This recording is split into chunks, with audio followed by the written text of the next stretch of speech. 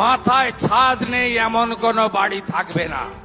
প্রধানমন্ত্রী আবাসের বাড়ি তৈরি করব। সবাই নাম দিয়েছেন, ভেরিফিকেশন হয়েছে। 31 আগস্ট লাস্ট ডেট।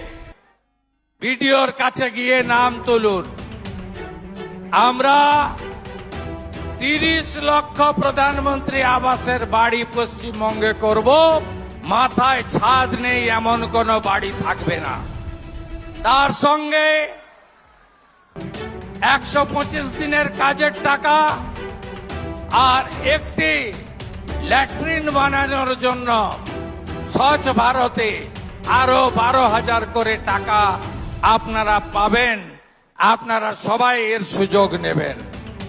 নতুন জব কার্ড হবে, আপনারা নতুন করে জব কার্ড করুন।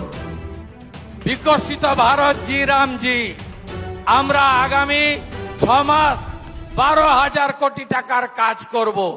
প্রত্যেকটি গ্রাম পঞ্চায়েতে 50 লক্ষ টাকার করে কাজ হবে এক একটা জিপিতে।